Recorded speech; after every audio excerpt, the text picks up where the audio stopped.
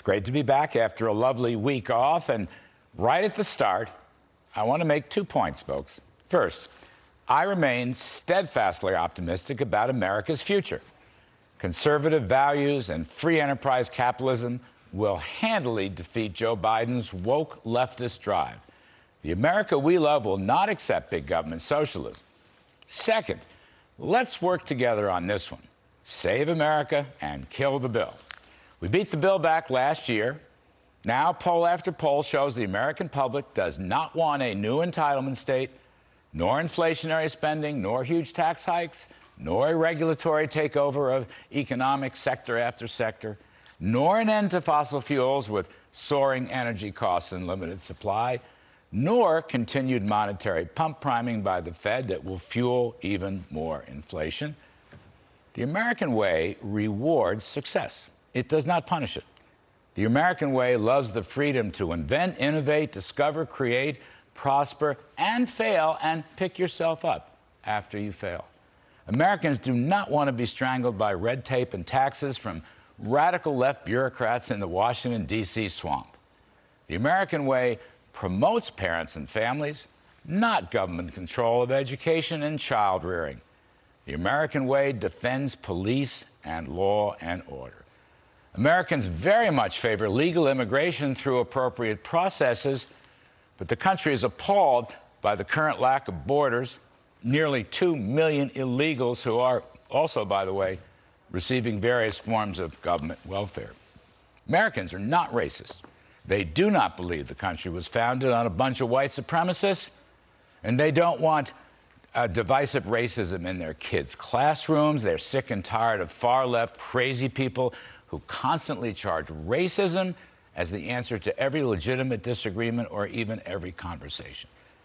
This kind of totalitarian approach that seeks to end freedom of speech is unacceptable to traditional America. The majority of this country, indeed its backbone, is comprised of honest blue-collar working folks who cherish their traditional conservative values. Their archenemy is leftist wokeism, and that's why the middle class is in full revolt against these leftist attacks. Also, Americans want to see a strong nation, peace through strength, American interests first, no diplomatic appeasement, whether it's China's Xi or Russia's Putin or Iranian mullahs. Working folks are sick and tired of seeing America pushed around. The Afghanistan withdrawal was a catastrophe. We could be on the verge of war with Russia and the Ukraine.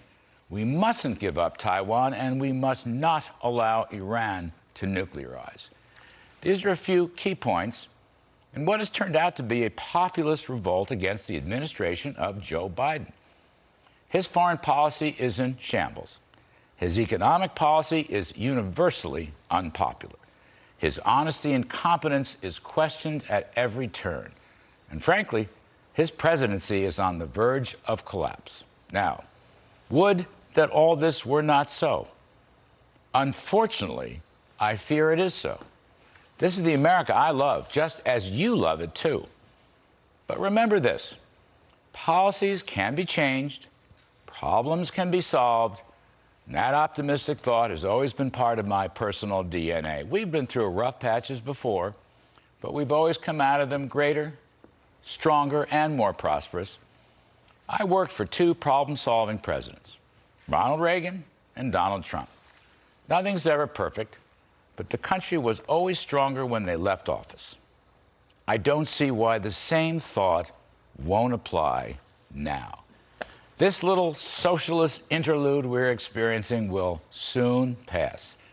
America is too good, too practical, too commonsensical, and way too smart to allow socialist economics and bigoted prejudicial values to last for very long. So please, join me in my New Year's optimism. And that's my riff.